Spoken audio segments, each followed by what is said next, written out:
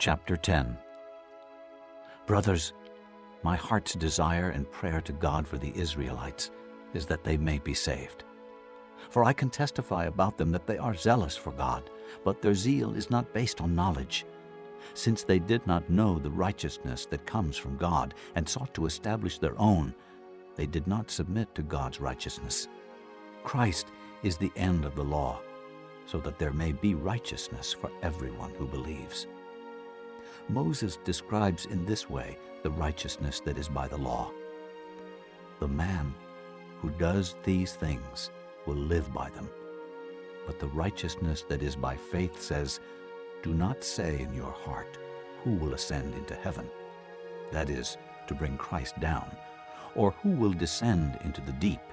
That is, to bring Christ up from the dead. But what does it say? The word is near you.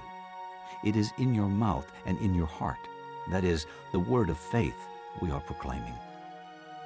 That if you confess with your mouth Jesus is Lord and believe in your heart that God raised him from the dead, you will be saved.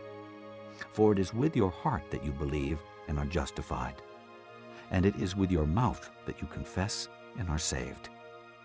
As the Scripture says, anyone who trusts in him will never be put to shame. For there is no difference between Jew and Gentile. The same Lord is Lord of all, and richly blesses all who call on him.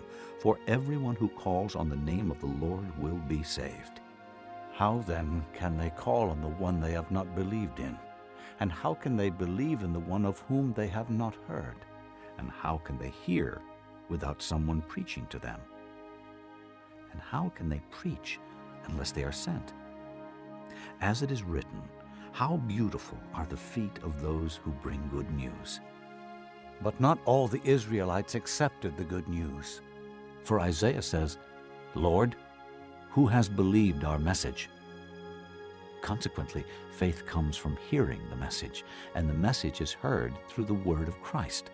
But I ask, did they not hear? Of course they did. Their voice has gone out into all the earth, their words to the ends of the world. Again I ask, did Israel not understand? First Moses says, "I will make you envious by those who are not a nation. I will make you angry by a nation that has no understanding." And Isaiah boldly says, "I was found by those who did not seek me. I revealed myself to those who did not ask for me."